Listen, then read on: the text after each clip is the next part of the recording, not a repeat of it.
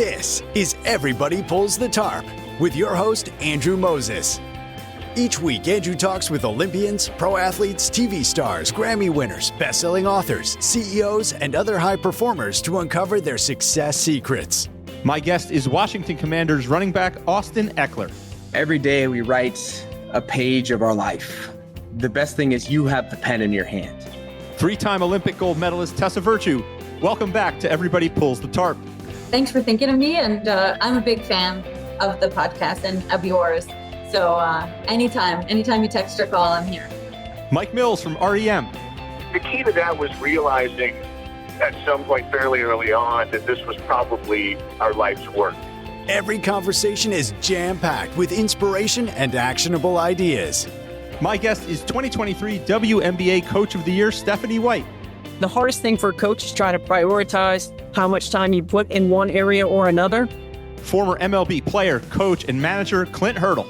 That is the best title of any podcast out there in America, and the content matches up to it. Andrew, you do a fantastic job. I'm a big fan. Keep up the great work. World-renowned organizing expert Shira Gill. You can improve your life simply by removing things. Get ready for a behind-the-scenes look at the techniques, processes, and mindsets powering the world's most successful people. Let's go. Hey everyone, it's Andrew, and welcome back to Everybody Pulls the Tarp. This week, I'm excited to welcome New York Rangers legend and Stanley Cup champion Mike Richter back to the podcast.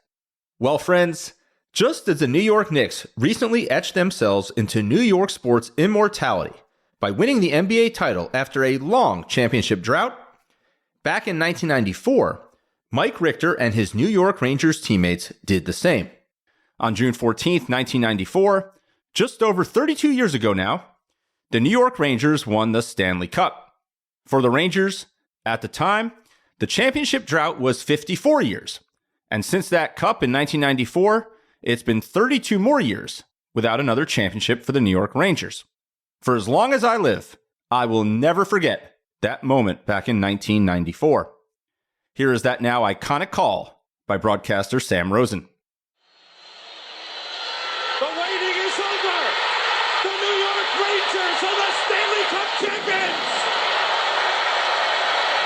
And this one will last a lifetime. For me, those memories from 1994 will most certainly last a lifetime. Back then, I was just 8 years old and following the Rangers closely. That 1994 Rangers team had exceptional leaders, gritty veterans, young dynamic talent, and role players who always found a way to make an impact. And at the center of it all was superstar goaltender Mike Richter, whose remarkable consistency, acrobatic saves, and timely heroics were exactly what the Rangers needed. In all, Mike had a 15-year career with the New York Rangers, where he won over 300 games, was a three-time NHL All-Star, and as I mentioned, a Stanley Cup champion. He also won an Olympic silver medal for Team USA back in 2002. Now, in September 2003, Mike was unfortunately forced to retire from hockey at age 36 after suffering a fractured skull and 2 concussions in a span of 8 months. In 2004, the New York Rangers retired Mike's number 35 to the rafters at Madison Square Garden, and no Rangers player will ever wear that number 35 again. Well, today, Mike is still making big saves, but now it's in the boardroom instead of on the ice. After his retirement from the NHL, Mike went on to receive his degree in ethics, politics, and economics with a concentration in environmental politics from Yale University. And since 2015, Mike has served as the president of Brightcore Energy, where Mike leads a team that delivers turnkey solutions that simplify the clean energy journey for large commercial and industrial clients. In my first conversation with Mike here on Everybody Pulls the Tarp back in 2022, we explored Mike's extraordinary career on and off the ice. Our latest conversation, which you are about to hear, is an even deeper dive into Mike's journey and the mindsets, ideas, and frameworks that made him one of the NHL's all-time greats, and the highly influential business leader that he has become since. I am so grateful for the conversations I get to have with Mike. He is someone who has delivered some of my fondest childhood memories. But even more importantly, Mike has been an inspiration to me, personally and professionally, as I chase ambitious goals in my own life. I hope that you continue to take away as much from Mike as I have. The ideas he shared in our conversation will certainly last a lifetime. Oh, and one more thing.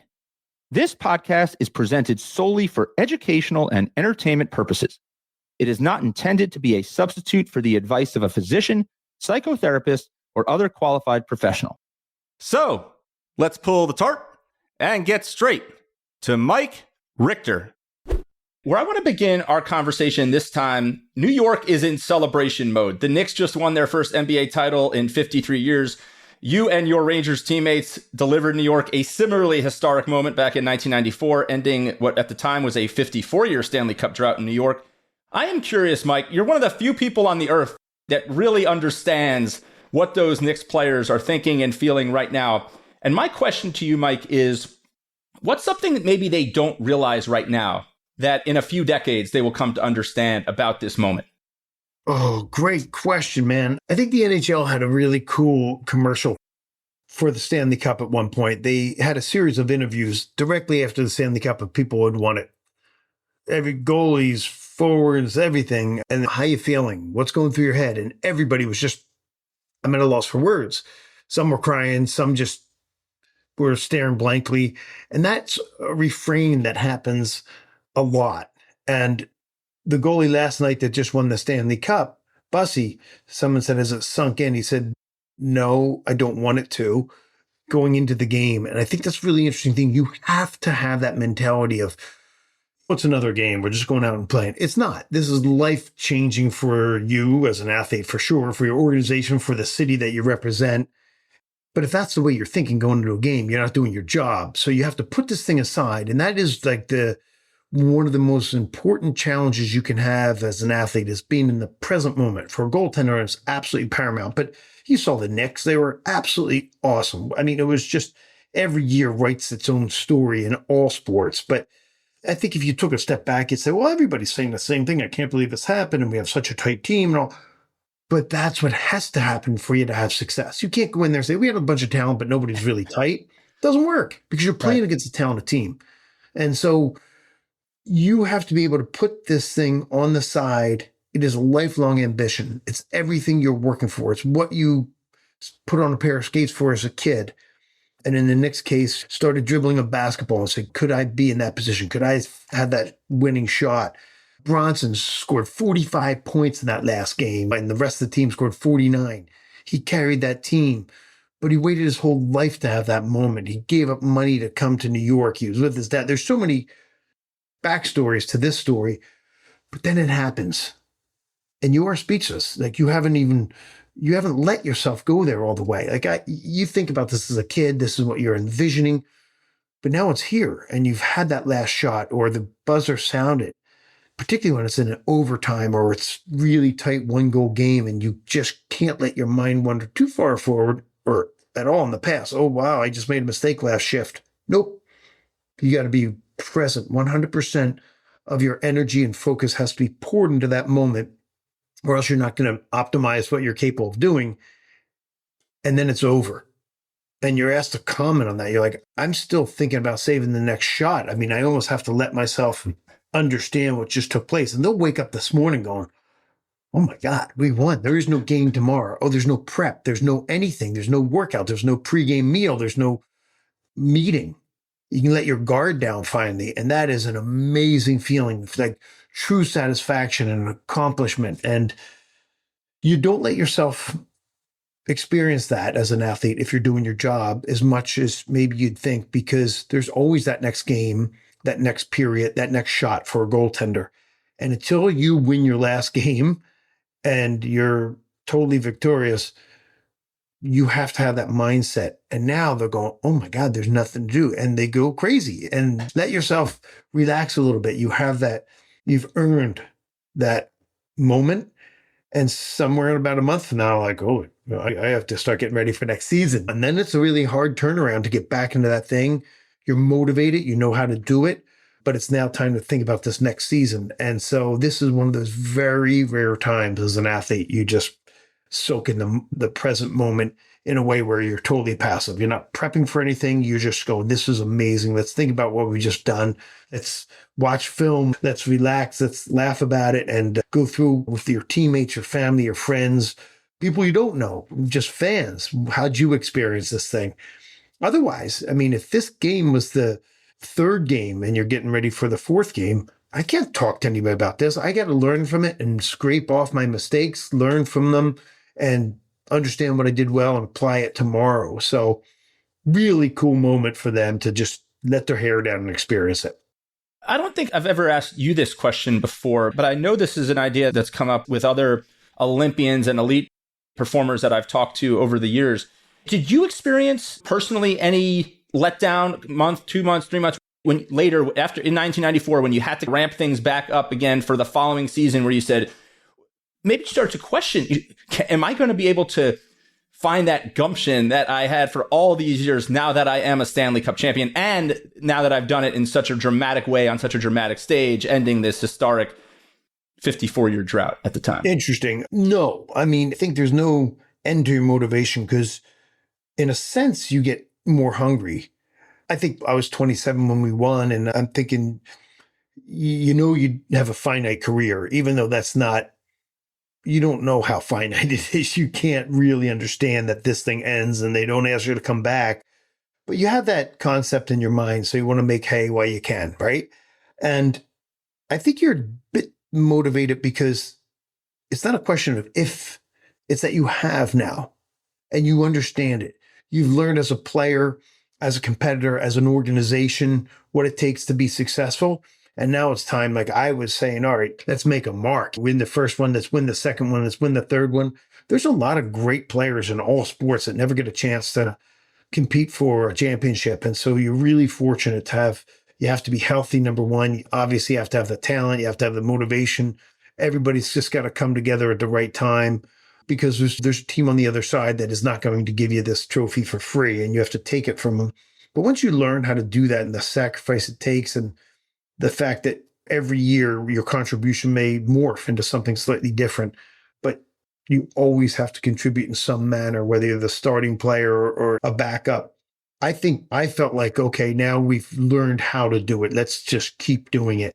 And then you realize how fleeting the success can be. And so I went from being disappointed every year we didn't make it to supremely happy and fulfilled that we did make it in 94, to so frustrated that we weren't doing it every year since then because we knew that we could. But once you retire, you can't change a thing. And then you just go, man, how fortunate were we to be in that moment in time where everything worked, and it's got to all work. We won by 1 goal in the 7th game, and we were a dominant team that year. So there's no gift given. You have to take every inch that you can and earn it. And the Knicks were great, but had they lost that game, the momentum shift could have been really dire in terms of, oh my gosh, now we have to go home and there's a bit more pressure on us to win. Yeah, you're in the confines of your own building, which is great, but you get off to a tough start, which they had been, and suddenly that momentum shifts, and that team that you thought you had a chance to kill comes back and is now ready to put you in that position. So I think the motivation is always there. And I think if nothing else, it's a finite, no matter how vague that concept is, it ends. Michael Jordan had to end. Wayne Gretzky had to end. Bronson's beautiful as he played, he'll come a day where he cannot compete anymore, or he's injured or whatever it is.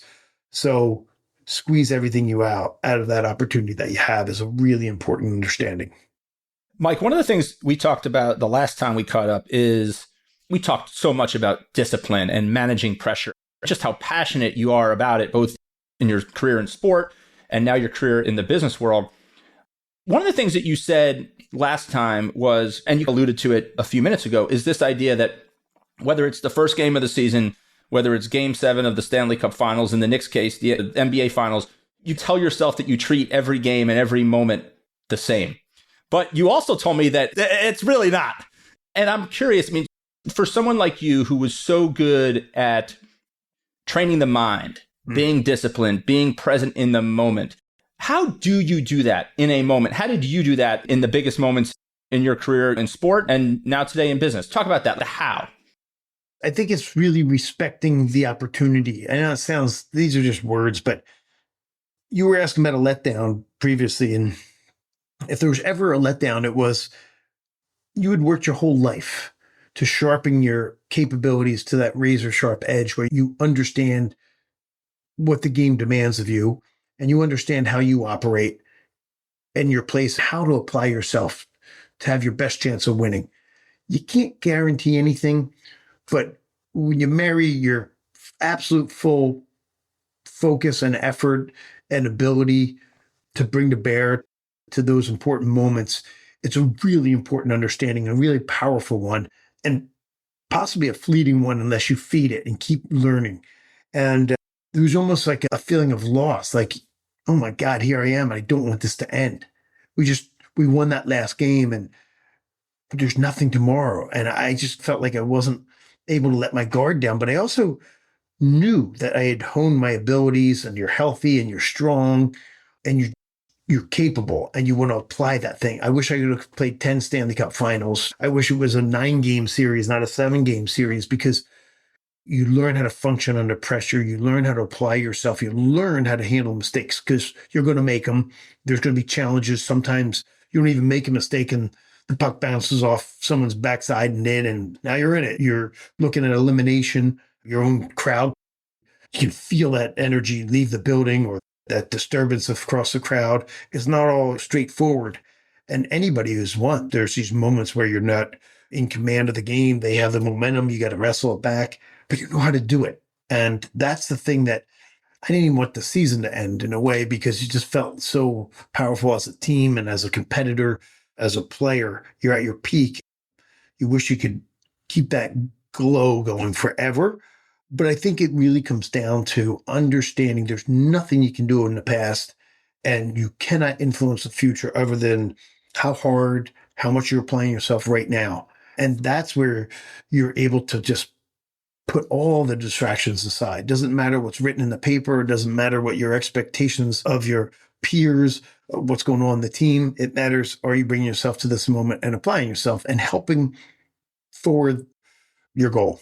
And I think that is really important learning. I know it is in all aspects of life, whether you're a parent or an entrepreneur or anything. What am I doing today that moves the ball forward? Rod Brindamore is just I've never been coached by him, but I've played against him and had a lot of respect for him and learned how he approaches the game. And it's clear that he's a great communicator, he's a great motivator, but he seems like a really good person. And I knew a kid who had played with him back in college and just said, Rod was a guy that said every day, just go in and make yourself a little bit better. Go in, even if you just don't have time to do a full workout, do a quarter workout, walk out of the place better than you walked in. And so if you're finding a way to improve yourself. And that's really what your task is. How can I make myself as good as I can be? Because I've got some level of talent. On a scale of 1 to 100, I could be a 90, I could be a 60, I could be a 30. But my responsibility to myself and my team is to squeeze every bit of that out. If I'm a 30, don't be a 29. Get to 30. Maybe push yourself to 30 and a half. That's the way you help your team. That's responsibility. But absolutely, if I'm a 90, my team, my organization relies on me. That's what I'm paid to do. But I owe it to myself and everybody that's trying to do the same thing to not just be good, but to be as absolutely the best you can possibly be. And until you're scratching the surface of that, you've got work to do. And once you find that you're bumping up against that ceiling, then be consistent about doing that. That's what you have to bring to the table every time, or else you're not doing your job. All right, everyone. We'll get back to the conversation momentarily. But first, I want to tell you about my free weekly email newsletter, Tarp Pullers. Each week, I share an uplifting and inspirational tarp pulling story that is sure to brighten your day. And I also highlight some of the most powerful ideas I've learned on my journey talking to 200 and counting of the world's top performers. The newsletter is short, concise, and a reader recently told me this. She said it makes her day every time it hits her inbox. Go to everybodypullsthetarp.com/newsletter to sign up today. I've talked to pro soccer goalies who have told me, Andrew, when you see me on TV going to get that water bottle, I'm not really thirsty. The water bottle is my mechanism to slow things down. Some look across at the other goal. I've had a former MLB catcher tell me that when I take that catcher's gear off, it's almost like this transformation in my mind where now I remind myself that I'm a hitter. And then when I put the catcher's gear on, I remind myself I'm a catcher. Did you have anything like that during your playing days and maybe nowadays in the boardroom? Absolutely. I think one of the things that you have to understand is how you operate and what is it? Are you mellow and you got to charge yourself up, or else you just don't have enough energy to get the job done? Or are you high strung and you got to calm yourself down? I was a little bit more the latter. I was a lot of effort and I wanted to win the game in the first minute. You can't. You have to be patient, particularly in that position. You might not get a shot for half the game, but when you do, you better be there. So if your mind's wandering, you're saying, oh, they don't need me, you're elsewhere, you're not fulfilling your obligation. So you have to say, right now, I'm ready. Whatever the mantra is that you have in your head, wherever you put what your focus is, your eyes are focusing on, but you have to be in control of it. You can't just be superstitious going, hey, if I have a shutout by the 10-minute mark of the first period, I'm going to have a good game. If I don't, I'm not. You have to be in control of it. And I worked with sports psychologists. I've read a lot of books on this. I've experimented a lot.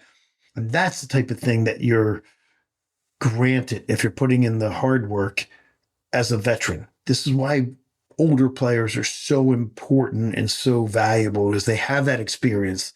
They know how to reset it. They know that when the tide's turning against them, how to turn it back toward them. And so if you're a goalie and you come out there, last night, Carter Hart was scored on one of the first shots of the game. Are you over? Is it done? Your team needs you. How do you reset?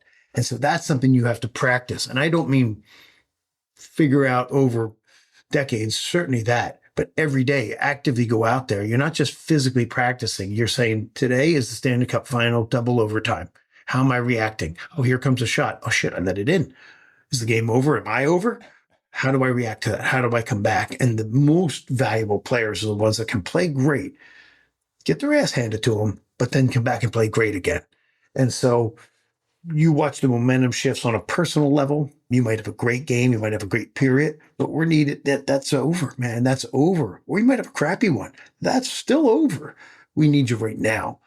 And so whether you see goalies sometimes take their stick out of their hand, they're relaxing themselves. You get tense.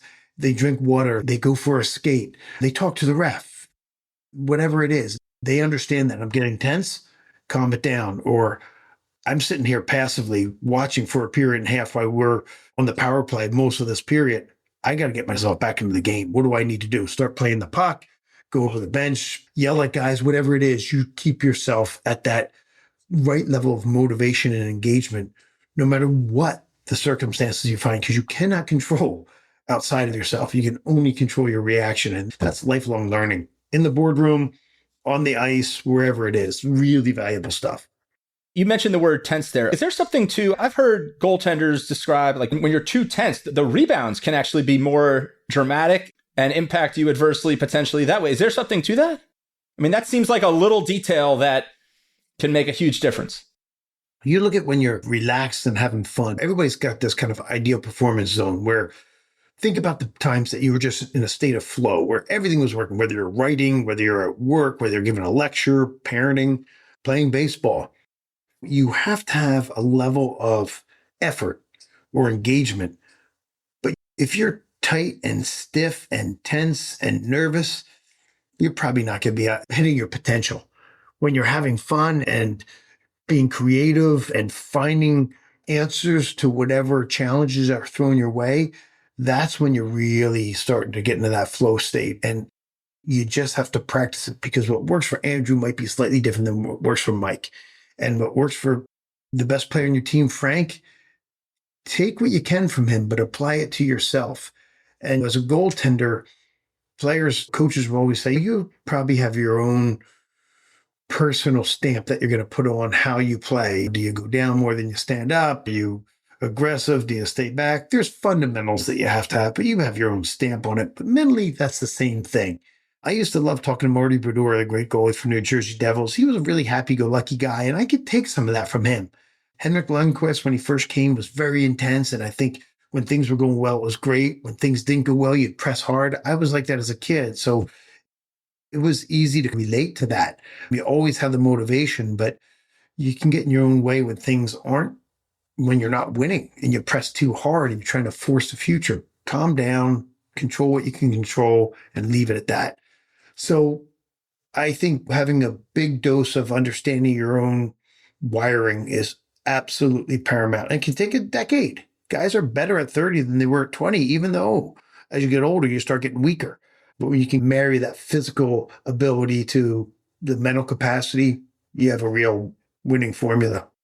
Mike, I remember in the past things that you have shared, articles that have been written about your career, you saying that in many ways, because of all the effort and work that you put into honing your craft, you felt as though when you ultimately had to retire in your mid-30s and that career was shortened due to injury, you said something to the effect of like, it would have been easier for me to digest walking away from hockey in my early 20s because I hadn't put in all of that work. Talk about that. When you're getting later on in your career and maybe physically, maybe you're a half step slower than you were earlier on in your career and the skating isn't as good and recovery takes longer, but you've got all of this work that you've done from a mindset perspective and all this experience and all these different moments. How does that play into the formula that helps you do what you do?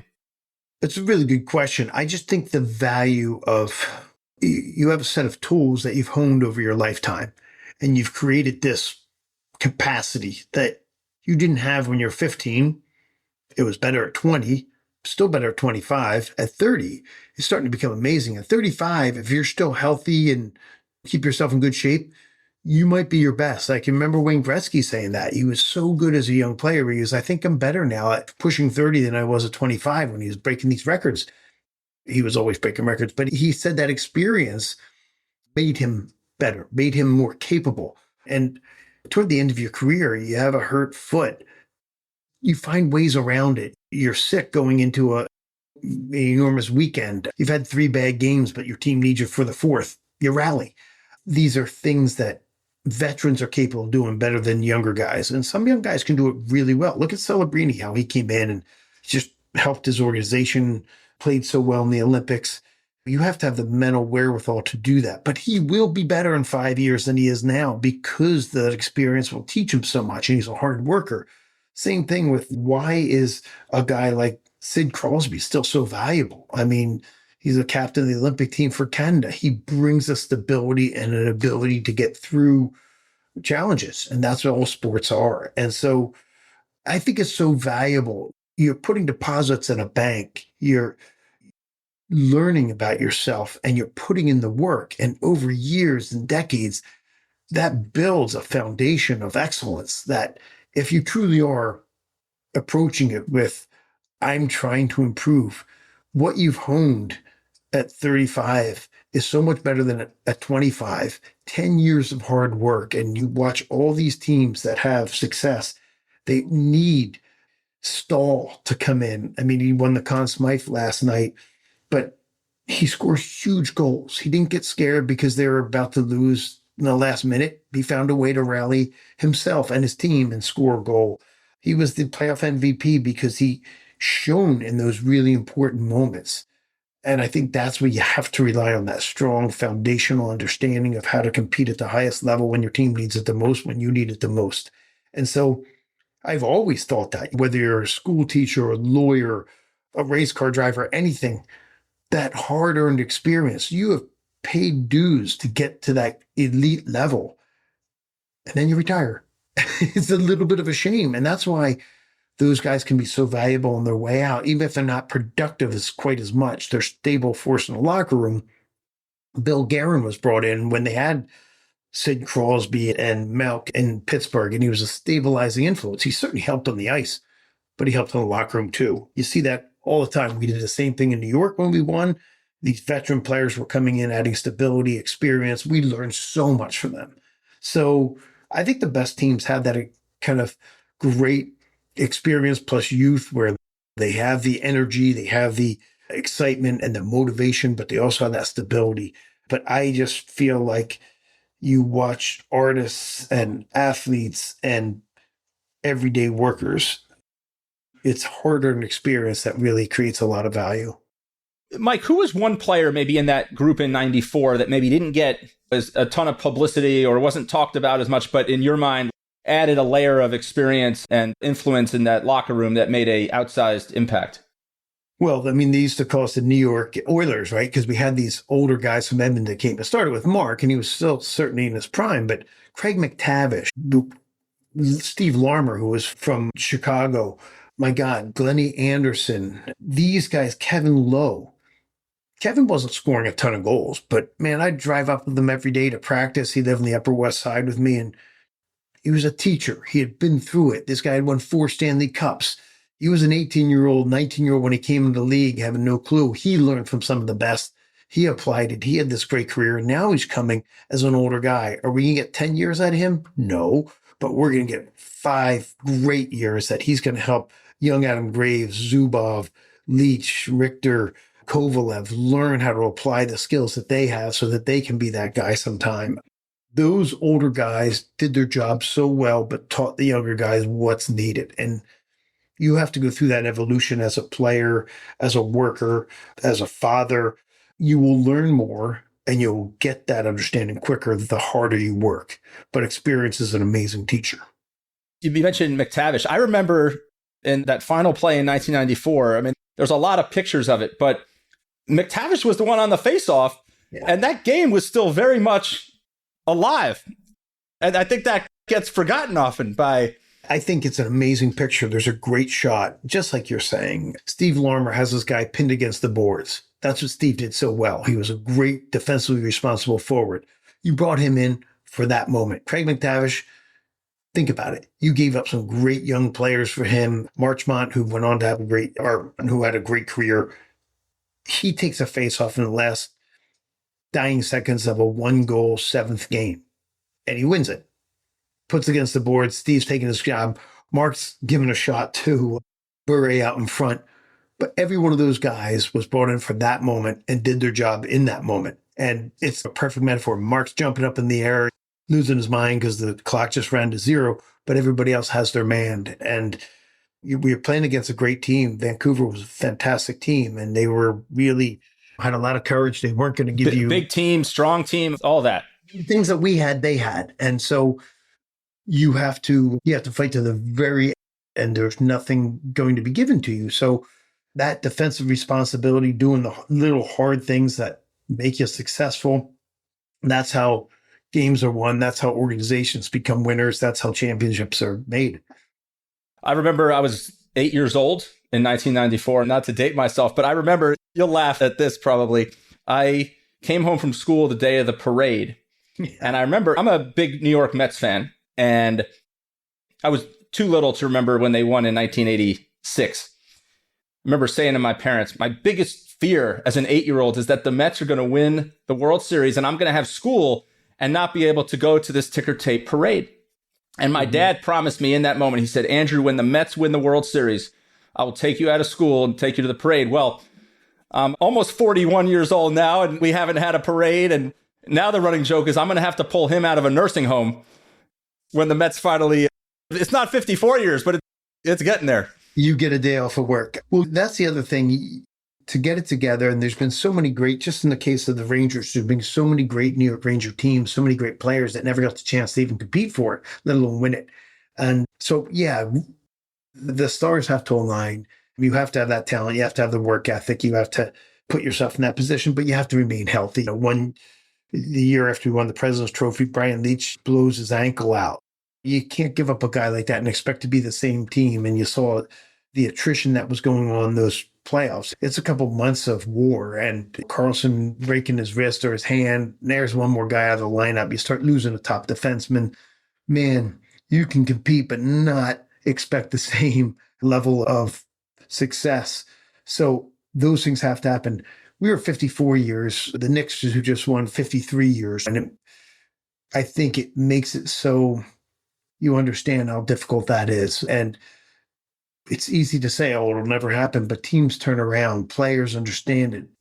Things can change for good or for bad very quickly, just like in life. And so that's why you have to make the most out of every moment you possibly have. The Knicks were so good this year and they built such a great organization, but there's no guarantee that next year they're just going to repeat.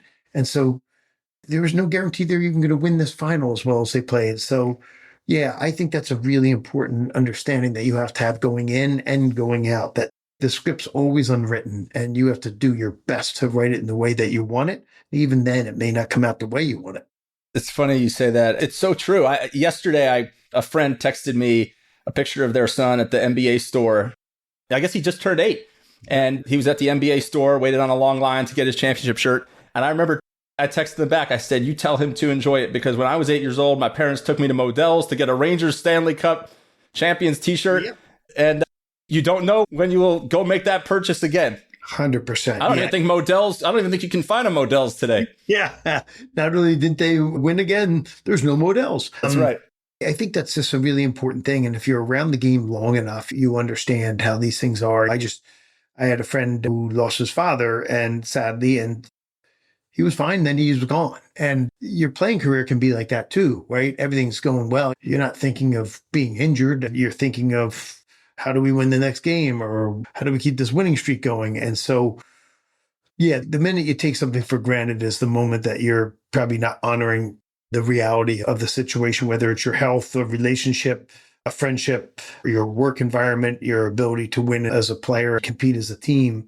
All those things, they're only there for a short time. And so it really, your responsibility is one thing, and one thing only, is make the most of it. Mike, that's a great segue to fast forward a bit now from your career as a hockey player to your career as an entrepreneur and a business leader. We talked a lot last time we caught up about the work you're doing at Breakcore Energy, not just the work that you do, but the work that the entire team does. A team of almost 110, 120 people now. It's really remarkable. So to shift us to that phase of your career, I'm curious, and I didn't ask you this last time, and I wish I did. When you're moving on from your NHL career the way it ended into what's next, is there more fear that you're starting anew and all of those deposits that you talked about are for naught? Or is there more confidence where you're saying to yourself, wow, I have accomplished some extraordinary things, very, very extraordinary things. I have learned how to train my mind. I have learned how to develop a craft. And I'm almost confident that I'm going to be able to apply myself successfully in a lot of different things. Is it more fear? Is it more confidence? Talk about that. Andrew, I think it's both. It's a great question, because I do think you have a lot of personal discipline. You understand how to apply yourself. You make sacrifices. You work hard. I mean, there's times you don't want to be in the gym or staying out to hone your craft, and you have to. There's injuries, there's hardships, all those things apply when you're trying to do something worthwhile always. But because you're successful in one endeavor does not really mean that you will find it in another unless you learn how to apply yourself in that new endeavor. I mean, that sounds obvious, but I don't know if it is. A lot of people think you're successful stopping a hockey puck, you can go in the business world and tell them how the world works. Not at all. There is that fear. You have reached a certain level of success in one area.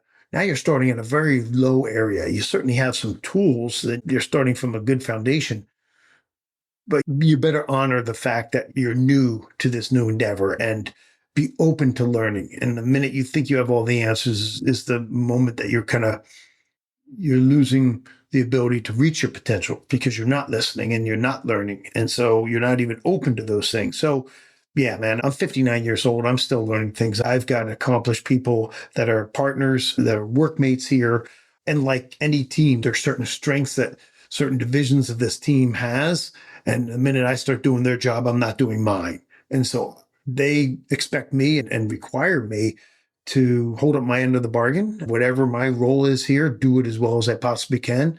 Hire the right people for the other roles. And I love hockey. Rod Brendamore from Carolina was talking about last night. There was all these puzzle pieces that had to be firing in the right time to get this thing to work properly.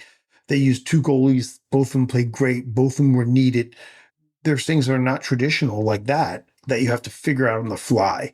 We had guys come in that hadn't seen the ice in 2 months, and like, oh my God, my defenseman's down. You better come in and not just fill a hole by being there, but you have to contribute.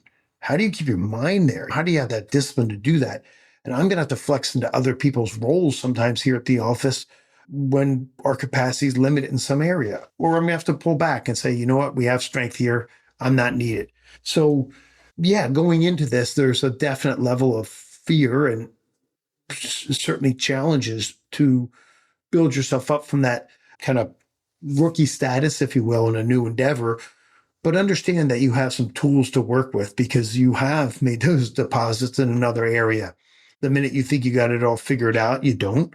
Work is work. You have to struggle and overcome a lot of challenges all the time. And growing a business from scratch is a hell of a thing. You're not out of the woods ever. And I think if you want to maximize the potential of this company, the people in it, you have to keep innovating and thinking about what the next step is. And you have to evolve and your company has to evolve because the world is changing. And what you're selling 10 years ago might not be applicable now. There might be better competition. And yeah, when you think you have it figured out, it's time to start scratching your head and say, I better apply myself anew. A lot of the pro athletes that I have talked to that have gone into business, they'll say, Andrew, one of the biggest adjustments, because there's a lot of big adjustments, is the pace of the feedback loop. So when I'm a pro athlete, every 2 minutes, someone is showing me a thing on video or this or correcting this. Or if I'm not doing well, 20,000 fans are letting me know right away. But in business, it's very different. Maybe I'm not getting information as quickly. I remember a 3-time Olympic gold medal winning figure skater telling me, Andrew, I got into the business world and they started talking about semi-annual and annual performance reviews. And I'm like, I get my performance reviewed every 2 minutes by judges. What are you talking about? So was that a change for you? Did you feel that? 100%. I used to say, when I made a mistake, 20,000 people would be booing. You knew it.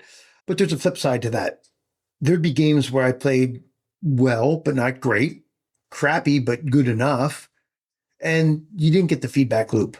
And so you better have some voice in your head, some standard that isn't your coach, isn't your spouse, isn't the 20,000 people watching you. If you really want to be good, you know when you gave your best effort.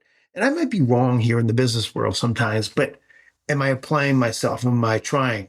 Making a mistake isn't the hard part, isn't the wrong part. It's not adjusting what you do. It's not applying yourself when things are going well or poorly.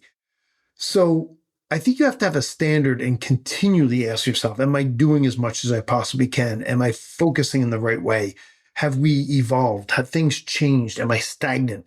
You have to elicit more feedback from the people that have more experience than you and understand that you may not have all the answers. But I think that same level of discipline to keep asking the question, to keep continually improving yourself and doing that kind of gut check. What am I doing? What am I accomplishing? How am I setting myself up for success? Because there's times where, particularly in this line of business, I'm primarily in sales, but it's a long sales cycle. So something I did very well 18 months ago is coming to fruition now. And people, oh, this is a great thing that we just signed this contract or you got a new client. But what have I done today? That was the fruit of my labor from a year ago. Or am I setting myself up for success? Because if things aren't going well right now, it might have been something we were doing 5 to 10 to 2 years ago, 2 months ago, I should be saying. But what I'm doing now is going to reap benefits weeks, months, even a year from now. And so I better make sure, because that feedback is a little bit delayed. And so you have to have ways of checking metrics that are going to yield success. And there'll be times where you get lucky where someone just says, I've heard about you. I like what you're doing. I did my research and I want to work with you. That's pretty rare. You have to scramble and educate and scrape and claw to get attention and ultimately success and get clients. So yeah, that feedback loop is something that you better start figuring out quickly.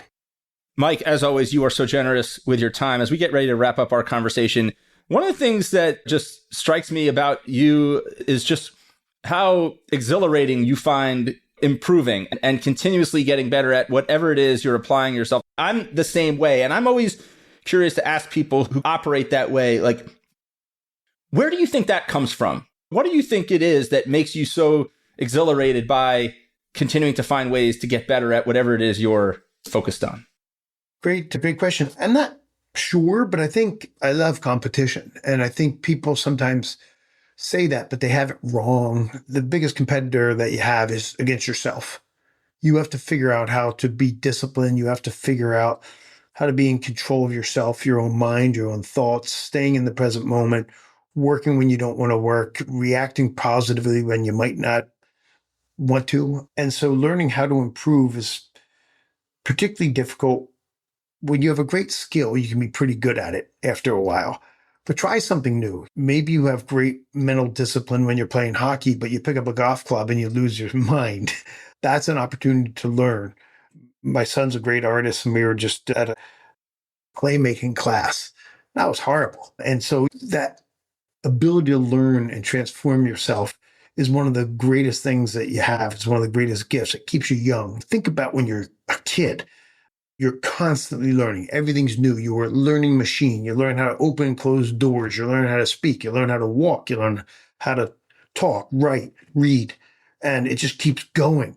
And then you start getting older. And the minute you start deciding that you know everything or you don't want to learn anymore is the minute you're kind of dying. And so I think if you can continually renew yourself, and I love the idea as an athlete, what is that edge? Even if you've been in the league 15 years, what's the next thing? How do I react to this body that is different than it was a decade ago? Your latest challenge. I think that keeps you alive and keeps you young and interested and I think happy. And so the continual improvement, we are machines to learn and continually improve. And that may mean something different when you're 60 versus 40 versus 20, but the concept is still there. And if you can continue to do that through your life, you're going to be a happy person. Mike, I always enjoy our conversations. I learned so much from you. Just find everything that you do and the way you go about your work and your life so inspiring. It's my honor to recertify you as a tarp puller, forever a member of the Everybody Pulls the Tarp family. We'll have to do a part 3 sometime. All right, Mike? Anytime. I always learn and love talking to you, Andrew. Thank you for having me. Mike, thank you. We'll talk again soon. Thank you for joining me this week. Be sure to subscribe in your favorite podcast app so you can catch all of our upcoming episodes. And if you're like me and want a world full of tarp pullers, then leave a review to help others find us. You can also follow me on Instagram at AndrewMoses123 and sign up for my email newsletter at everybodypullsthetarp.com/newsletter. I'll share tips and insights to help you achieve maximum success and happiness. Until next time, keep pulling the tarp.